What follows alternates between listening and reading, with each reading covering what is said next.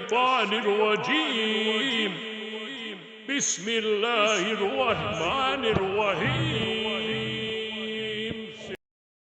Masa turunnya wahyu pertama di Gua Hira merupakan salah satu peristiwa terpenting dalam sejarah Islam. Kejadian ini menjadi momen awal dari kerasulan Nabi Muhammad yang berlangsung sekitar tahun 610 Masehi di bulan Ramadan, ketika beliau berusia 40 tahun.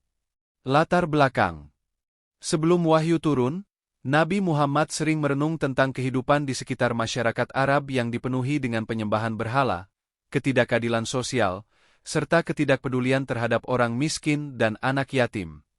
Beliau merasa tidak nyaman dengan keadaan tersebut, sehingga kerap menyendiri untuk mencari ketenangan dan pencerahan spiritual. Salah satu tempat yang dipilih untuk menyepi adalah Gua Hira, sebuah gua yang terletak di Jabal Nur, sekitar 6 km di sebelah utara kota Mekah. Peristiwa turunnya wahyu pertama. Pada suatu malam di bulan Ramadan, ketika Nabi Muhammad sedang berdiam di Gua Hira, terjadi peristiwa luar biasa. Malaikat Jibril datang dan menyampaikan wahyu dari Allah. Menurut riwayat yang terdapat dalam Sahih Bukhari, Malaikat Jibril mendekati Nabi Muhammad dan berkata, "Iqra, bacalah." Nabi Muhammad menjawab dengan ketakutan, "Saya tidak bisa membaca." Kemudian, Jibril memeluknya erat dan mengulangi perintah tersebut hingga 3 kali. Setelah ketiga kalinya, Malaikat Jibril akhirnya menyampaikan 5 ayat pertama dari surah Al-Alaq yang artinya demikian. 1. Bacalah dengan nama Tuhanmu yang menciptakan. 2. Dia telah menciptakan manusia dari segumpal darah. 3. Bacalah, dan Tuhanmu adalah yang Maha Pemurah. 4. Yang mengajarkan manusia melalui pena. 5. Dia mengajarkan manusia apa yang tidak diketahuinya. Setelah menyampaikan ayat-ayat ini, Malaikat Jibril menghilang, meninggalkan Nabi Muhammad dalam keadaan sangat ketakutan dan kebingungan.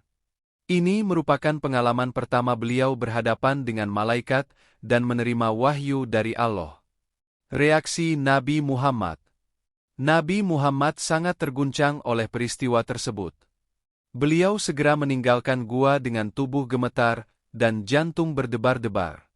Setibanya di rumah, beliau menemui istrinya, Khadijah binti Khuwailid, dan berkata, "Zammiluni, Zammiluni, selimuti aku, selimuti aku."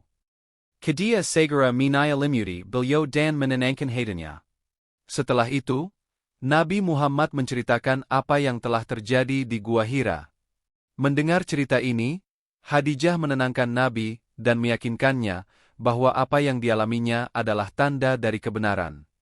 Khadijah kemudian membawa Nabi Muhammad menemui sepupunya, Warakah bin Naufal, seorang ahli kitab yang telah tua dan buta, serta mengetahui isi kitab suci sebelumnya, Taurat dan Injil.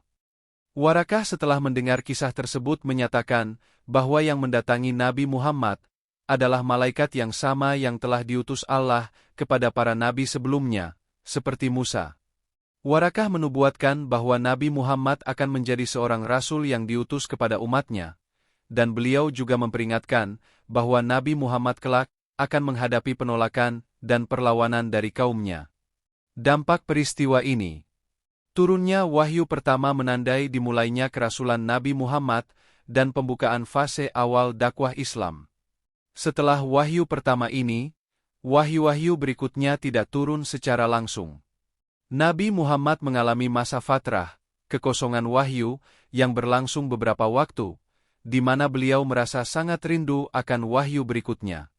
Namun, wahyu kemudian berlanjut, dan Nabi Muhammad memulai dakwahnya secara diam-diam kepada kerabat dekat dan teman-teman terdekat. Peristiwa ini juga menjadi dasar lahirnya Al-Quran, kitab suci umat Islam, yang merupakan wahyu dari Allah yang diturunkan kepada Nabi Muhammad selama 23 tahun, hingga beliau wafat pada tahun 632 Masehi. Wahyu pertama ini merupakan awal dari tugas besar yang diemban Nabi Muhammad untuk menyampaikan pesan Islam kepada seluruh umat manusia. Kesimpulan. Peristiwa turunnya wahyu pertama di Gua Hira merupakan titik awal sejarah kenabian Nabi Muhammad dan tonggak awal Islam. Momen ini menandakan bahwa Allah telah memilih beliau sebagai rasul untuk membimbing umat manusia dari kegelapan menuju cahaya iman, tauhid, dan akhlak yang mulia.